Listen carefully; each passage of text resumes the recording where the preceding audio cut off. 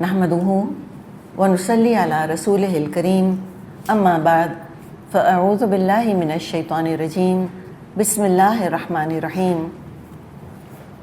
Rabbi इश्रह ली सदरी व यस्सिर ली अमरी वहलुल उक़दतम मिन लिसानी यफ़क़हू क़ौली। सूरत अल-माइदा आयत नंबर 18।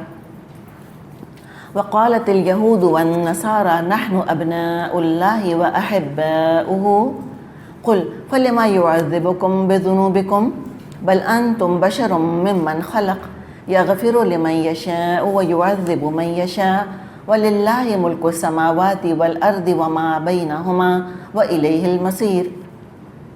यहूद और नसारा कहते हैं हम अल्लाह के बेटे और उसके चहीते हैं। इनसे पूछो फिर वो तुम्हारे गुनाहों पर तुमको सज़ा क्यों देता है। दर हकीकत तुम भी वैसे ही इंसान हो जैसे और इंसान अल्लाह ने पैदा किए हैं। वो जिसको चाहता है माफ़ करता है, जिसको चाहता है सज़ा देता है। ज़मीन और आसमान और उनकी सारी मौजूदात उसकी मिल्क हैं और उसी की तरफ सबको जाना है। तो जो यहूद और नसारा कहा करते थे कि हम अब्नाउल्लाहि व अहिब्बाउहु, हम उसके यानी कि हम अल्लाह के बेटों की तरह हैं, हम उसके बड़े चहीते हैं। यानी अल्लाह हमसे ऐसी मोहब्बत, ऐसी शफ़क़त, ऐसी इनायत का ताल्लुक़ रखता है कि हमें वो कभी भी अज़ाब नहीं देगा। हम उसके बड़े चहीते हैं। हम जो मर्ज़ी करें, हम चाहे बछड़ी की परस्तिश करें, हम शिर्क करें, हम कुफ़र करें, हम रसूलों को कत्ल कर दें, एक बात भी ना माने, सारी शरीयत को हम एब्रोगेट कर दें, मुअत्तल कर दें, सस्पेंड कर दें, कुछ जो मर्ज़ी हम करते फिरें, अल्लाह कभी भी हमको अज़ाब नहीं देगा। यानी क़यामत के दिन बाकी इंसानों के आमाल तोलने के बाट अलग होंगे, हमारे आमाल तोलने के बाट अलग होंगे। हमारे साथ एक स्पेशल प्रेफरेंशियल ट्रीटमेंट किया जाएगा। ये भी उनका ख्याल था कि इब्राहीम अलैहिस्सलाम जहन्नम के दरवाज़े पर बैठे होंगे और किसी यहूदी को जहन्नम में गिरने ही नहीं देंगे। दूसरे, ये कहने का मतलब उनका ये भी हो सकता है कि नबूवत और रिसालत सिर्फ़ हमारा हक़ है, सिर्फ़ बनो इसराइल के अंदर नबूवत आएगी, अपने चहीतों के अलावा अल्लाह किसी को नबी बना ही नहीं सकता। तो एक तीर से दो शिकार कर रहे थे। एक तो नबूवत को अपना हक़ समझ रहे थे, अपने आप को एक ख़ास मकाम दे रहे थे। दूसरे, नबी अकरम सल्लल्लाहु अलैहि वसल्लम का मकाम कम कर रहे थे कि बनु इस्माइल में नबी कहाँ से आ सकता है इन घटिया लोगों के अंदर से, नाउज़ु बिल्लाह। तीसरे, उनका ये ख़्याल कि हम बाकी इंसानों से सुपीरियर हैं। ये तो हमेशा से ख्याल रहा, ये एरोगेंस तो हमेशा रही उनके अंदर, एक सेंस ऑफ सुपीरियॉरिटी। ये समझें कि एक सिंबल है यहूद का, तकब्बुर। और यहूद की जो किताबें हैं, मजहबी किताबें, इनमें तो साफ साफ लिखा है कि असल इंसान तो सिर्फ यहूद हैं, बाकी इंसान जेंटाइल्स हैं, गोयम्स हैं, इंसान नुमा हैवान हैं।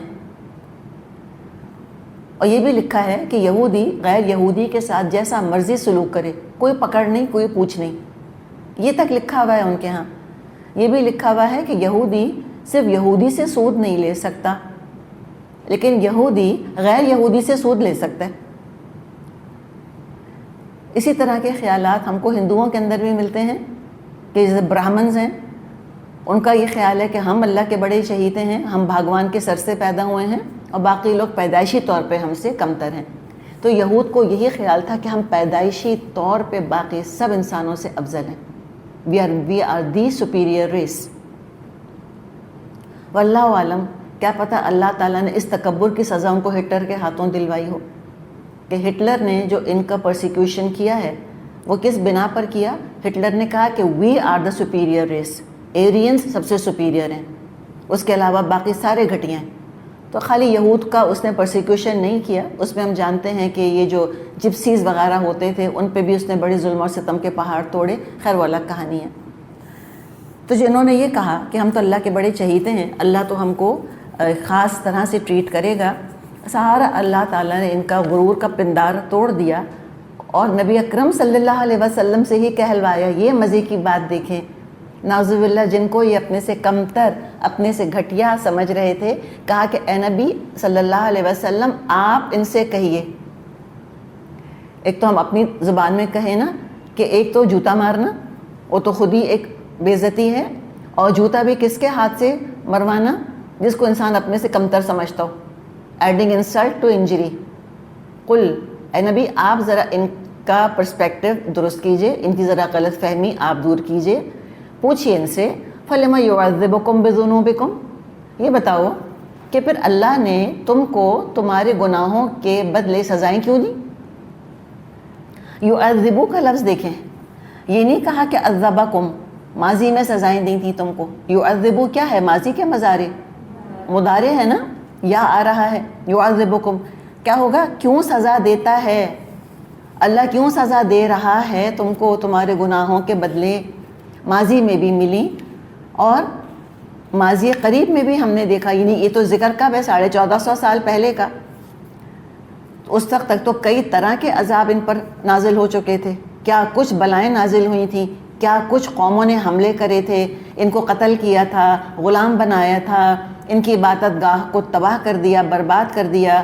پھر رومیوں کے ہاتھوں پٹے، اس سے پہلے یہ بیبیلونینز کے ہاتھوں پٹ چکے تھے. تو کہا کہ بڑے چہیتے ہو تم، یہ کیسے چہیتے ہو؟ چہیتوں کے ساتھ یہ معاملہ ہوتا ہے؟ نہیں، بلکہ کیا ہو تم؟ بل انتم بشر ممن خلق. کہتے ہیں نا کہ نو یور پلیس. ہم انگلش میں کہتے ہیں کہ کیا ہو رہا ہے ان کے ساتھ؟ بس بین کٹ ڈاؤن ٹو سائز. اپنی اوقات سے نہ بڑھنا، زیادہ اپنے آپ کو چہیتا نہ سمجھ بیٹھنا. اور افسوس اور سو افسوس مسلمانوں کو بھی گمان یہ ہو گیا اپنے بارے میں کہ کیسے بھی گناہ گار ہیں، ہم تو نبی کی امت ہیں، ہم تو امت مرحومہ ہیں، ہم تو ہر حال میں بخشے بخشائے ہیں. ہم جھوٹ بولیں، دھوکہ دیں، نمازیں نہ پڑھیں، ساری شریعت پھینک دیں اٹھا کر، ہم شرک کرنا شروع کر دیں، ہم مزار پرستی شروع کر دیں، ہم ہر طرح سے جو ہے وہ غیر مسلموں کا حال حلیہ عقیدہ اختیار کر لیں، پھر بھی ہم تو بخشے بخشائے ہیں. کتنے لوگوں کے ہاں یہ عقیدہ پایا جاتا ہے کہ بس کلمہ پڑھ لو بس ختم، بخشے بخشائے ہو. 1.25 دفعہ کلمہ پڑھ کے رکھ لو اپنے پاس، پھر تو بس تم بخشے بخشائے ہو. نعوذ باللہ. تو ہم نے بھی اپنے لیے پھر اسی طرح کا ایک خیال ہے جو کہ سوچ لیا ہے. کہا کہ نہیں، تم انسان ہو جو اللہ تعالیٰ نے بنائے ہیں. اللہ تعالیٰ سب کے ساتھ ایک جیسا معاملہ کرتا ہے، قانون مکافات جس کو کہا جاتا ہے. جیسا کرو گے ویسا بھرو گے. اچھائی کا بدلہ اچھائی اور برائی کا بدلہ برا ملے گا تم کو، کسی بھی رنگ سے ہو، کسی بھی نسل سے ہو، کسی بھی نبی کی امت ہو. کوئی اپنی ذات سے اس قابل نہیں ہے کہ بخشا جائے. سارا شرف کس چیز کا ہے؟ سارا شرف نیکی کا ہے. ان اکرمکم عند اللہ اتقاکم، سب سے زیادہ اللہ کی نظر میں باعزت تم میں سے وہ ہے جو کہ تقوی والا ہے. تو یہاں ان کا پرسپیکٹو درست کر دیا. دیکھیں اب آج ہم سنتے ہیں تو ہم تو کتاب میں پڑھ رہے ہیں. امیجن کریں اس وقت جب کہ جن سے خطاب کیا جا رہا تھا وہ خود سامنے موجود تھے مکے مدینے کے معاشرے کے اندر. وہ ایسی باتیں مجلسوں میں کر رہے ہوتے تھے اور پھر یہ وحی نازل ہوتی تھی. کتنے شرمندہ ہوتے ہوں گے، کتنے رسوا ہوتے ہوں گے. ان آیات کا نزول خود عذاب تھا ان کے لیے، ذہنی اور نفسیاتی عذاب. کتنی بے عزتی ہوتی ہوگی نا ان کی، اس لیے کہ انہوں نے تھوڑی بتایا تھا لوگوں کو کہ ہم پہ جو ہے وہ اتنی سزائیں نازل ہوئی ہیں. انہوں نے تو بس اپنا امیج جو بنایا ہوا تھا لوگوں کے آگے، وہ یہ بنایا ہوا تھا کہ اللہ نے بڑے کرم کیے ہیں، ہم اللہ کے بڑے لاڈلے رہے ہیں ہمیشہ سے. اور یہ بتاتے تھے کہ ہم نے تو ڈیفائی بھی کیا اللہ کو. یہ کہتے تھے نا معاشرے کے اندر کہ اللہ الفقیر و نحن اغنیاء، یہ کہتے تھے نا.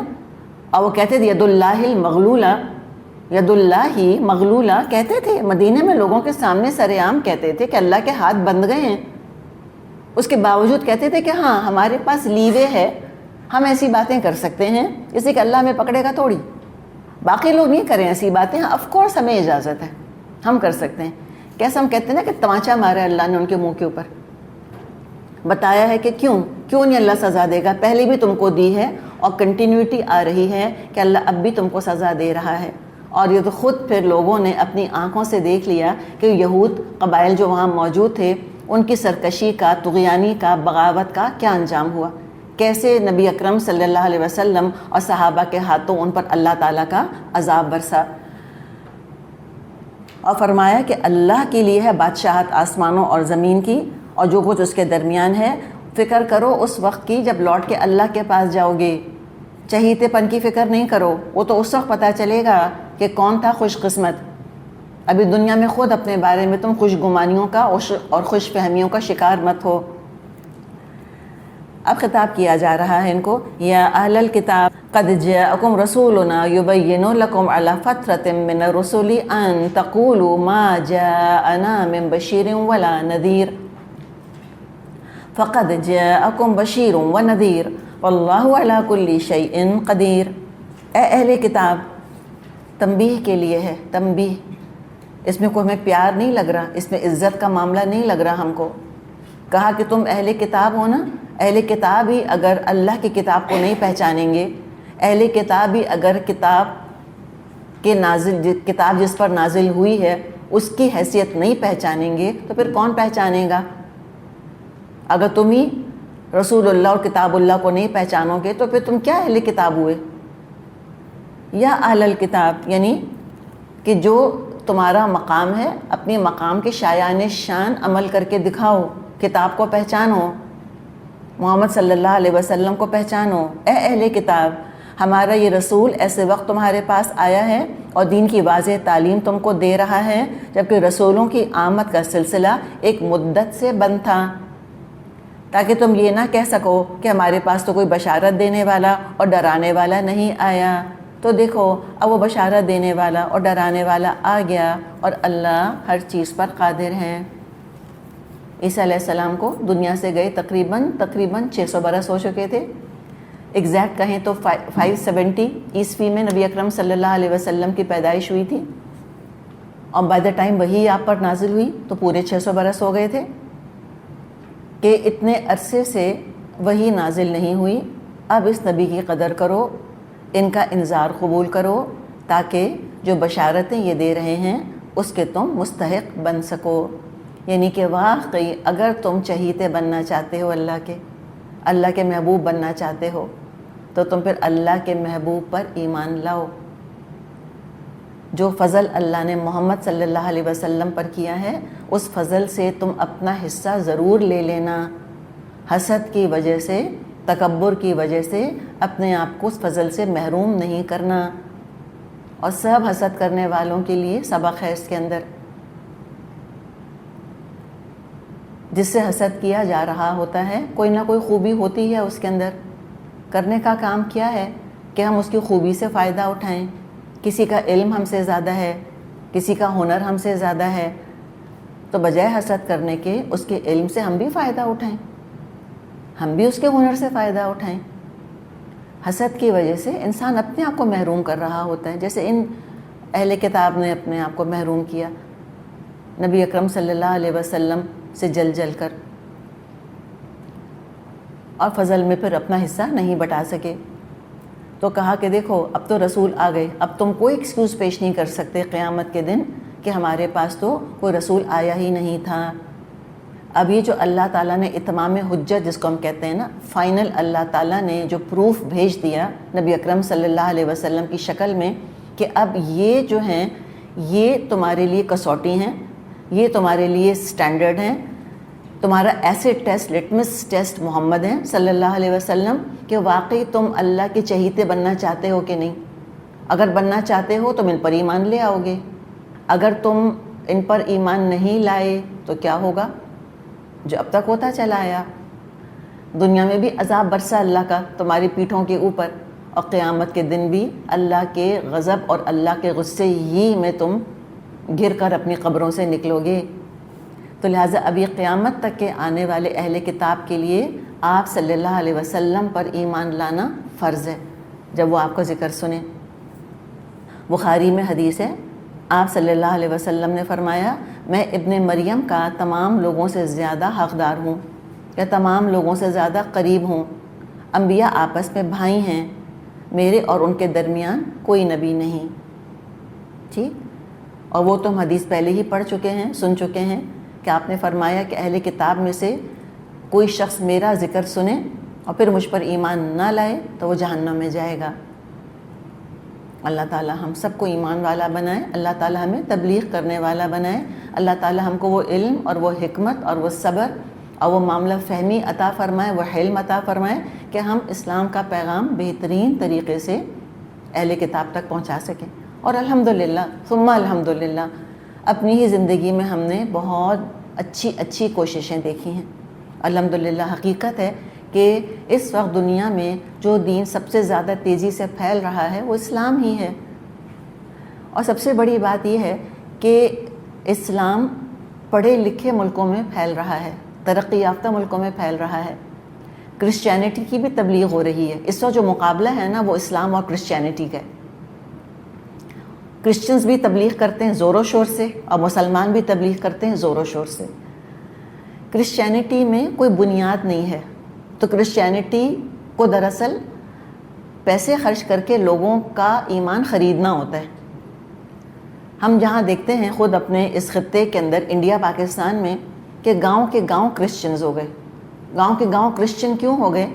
ایک بکری دینے کا وعدہ کیا، اسپتال بنایا، کوئی اسکول بنا دیا، کوئی ہمدردی کر دی، کوئی مالی مدد کر دی، تو لٹرلی ایک بکری کے پیچھے لوگوں نے ایمان بیچ دیا اپنا۔ غربت اتنی تھی نا، تو یہ گاؤں کے گاؤں جو ہیں وہ کرسچن ہو گئے۔ ان سے پوچھیں جو آج کل کرسچن ہیں، ان کے باپ دادا یا کم سے کم دادا تو سب مسلمان تھے، یہ ابھی پہلی دوسری نسل کے کرسچن ہیں، یہ نہیں کہ 7 پشتوں کے کرسچن نہیں ہیں۔ تو اسی طرح کرسچینٹی زیادہ تر غریب ملکوں میں پھیل رہی ہے، افریقہ کے بیکورڈ جو ممالک ہیں ان میں، اور اسلام پڑھے لکھے ترقی یافتہ ملکوں میں پھیل رہا ہے۔ اور مزے کی بات یہ کہ زیادہ تر خواتین ہیں جو اسلام قبول کر رہی ہیں۔ کوئی بات نہیں، اگر مسلمان عورت کو اللہ رسول سے شکایت ہے، اس کو اسلام زہر لگتا ہے، نعوذ باللہ، لگتا رہے، اللہ تعالیٰ نعوذ باللہ کوئی پرواہ کرنے والا ہے، اللہ غنی ہے، اللہ بے نیاز ہے، اللہ اور خواتین لے آئے گا جو اللہ تعالیٰ کی محبت کا حق ادا کرنے والی ہوں گی، جو اللہ تعالیٰ کی عبادت کرنے والی ہوں گی۔ تو اسلام کے اندر چونکہ وہ علم کی قوت ہے نا، ہم قرآن کو ہر جگہ سنا سکتے ہیں جا کے اللہ کے فضل سے۔ ہم قرآن کھول کے کہیں سے قرآن کھول کے ہم درس شروع کر سکتے ہیں۔ بائبل کے بارے میں تو وہ یہ کہتے ہیں کہ بائبل تو ایسی کتاب نہیں ہے کہ جو بیوی بچوں کے ساتھ بیٹھ کے ڈسکس کی جا سکے، کہتے ہیں نعوذ باللہ۔ اتنی تحریف کی ہے انہوں نے بائبل کے اندر کہ خود ان کے اپنے علماء کہتے ہیں کہ اگر ہم نے پورنوگرافی کو بین کیا، سب سے پہلے ہمیں بائبل کو بین کرنا پڑے گا، نعوذ باللہ۔ یہ تو ان کا کتابوں کا حال ہے۔ تو جو سارا الحمدللہ پاور ہے وہ سارے کا سارا اس وقت اسلام کے پاس ہے الحمدللہ۔ تو جو اللہ تعالیٰ نے یہ بات فرمائی 1450 سال پہلے قرآن کے اندر کہ کوئی یہ نہیں کہہ سکتا اب کہ ہمارے پاس تو کوئی خوشخبری دینے والا اور خبردار کرنے والا آیا ہی نہیں تھا۔ آپ صلی اللہ علیہ وسلم آ گئے ہیں تا قیامت کے اہل کتاب کو اب آپ پر ایمان لانا ہے۔